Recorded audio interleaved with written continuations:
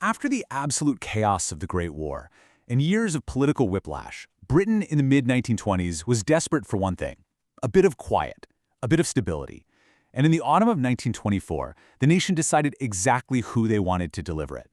This is the story of that government. 5 years of massive social change, risky economics, and a delicate search for peace in a world still healing. And when I say the nation decided, I mean they really decided. The election in October 1924 wasn't just a win for the Conservative Party, it was a political earthquake. Led by Stanley Baldwin, they absolutely swept to power, securing a massive majority of over 200 seats. It was a landslide, and the message from the voters couldn't have been clearer. And this is exactly what that message was. As Baldwin himself put it, the people were voting for tranquility. They just had a shaky, short-lived minority Labor government, and now they were handing the Conservatives an enormous mandate to just calm things down, to steer the ship of state into much less choppy waters. Now, for Stanley Baldwin personally, this victory was huge.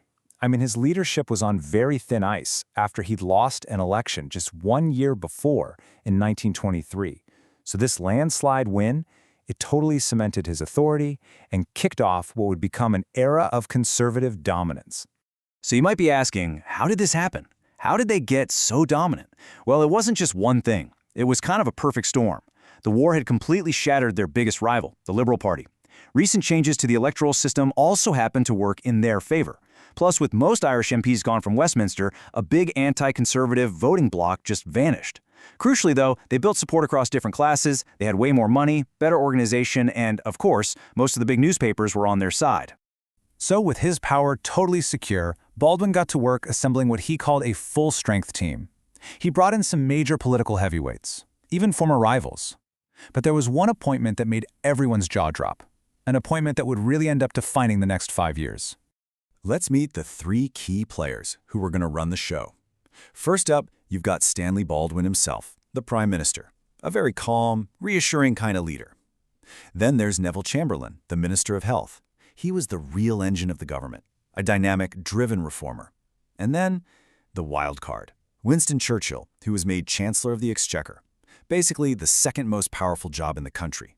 And this quote from Churchill himself just sums it up perfectly.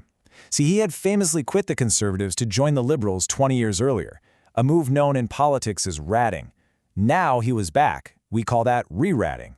So why on earth did Baldwin appoint him? Well, it was actually a brilliant move. It showed everyone he was moving away from controversial trade policies, and more importantly, it brought a powerful and dangerous rival inside the government, where he could keep an eye on him. Okay, so the team is in place. But the government's agenda for Britain quickly split down two very different paths.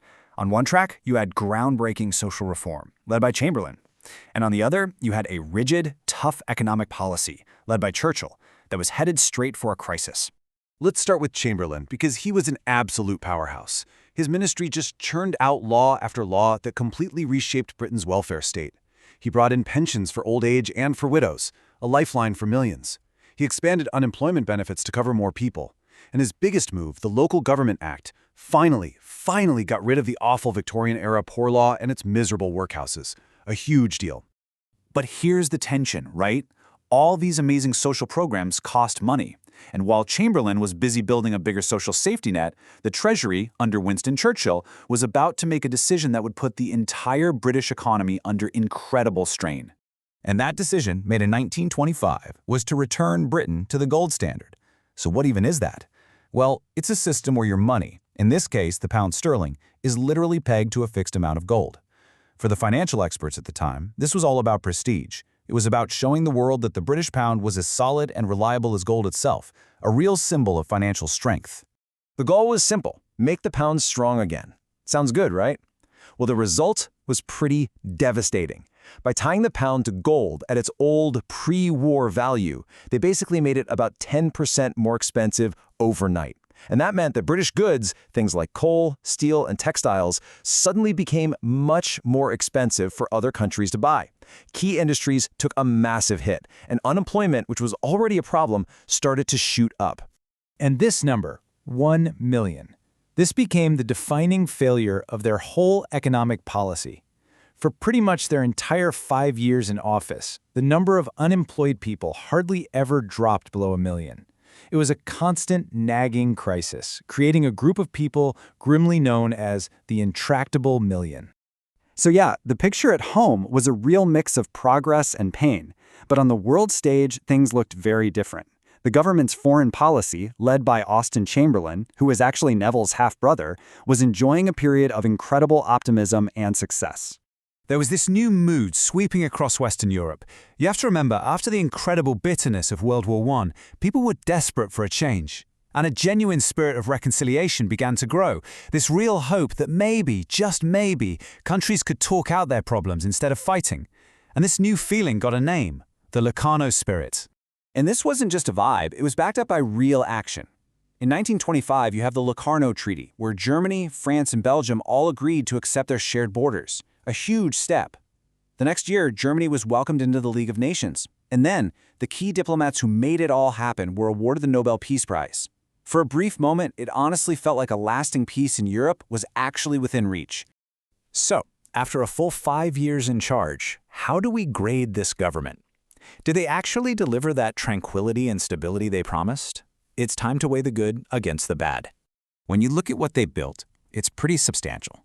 They created the national grid, which started the process of bringing electricity to the whole country. They established the BBC as a public broadcaster, which shaped British culture for the next century.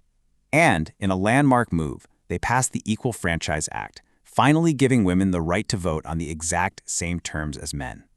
In so many ways, this government was laying the foundations of the Britain we know today. But, and this is the big but, for all that incredible progress, they could not solve the one big problem that haunted them from day one, the economy. That shadow of the intractable million, the 1 million unemployed, just loomed over everything they did, and it would ultimately come to define their time in power. They promised stability, and in many ways, they delivered it. Their final election campaign slogan was simply "Safety First." But that leaves us with one last nagging question. Because as the Roaring '20s came to an end, the Great Depression was waiting just around the corner. Was the safety they had built really strong enough to survive the economic hurricane that was about to hit the entire world?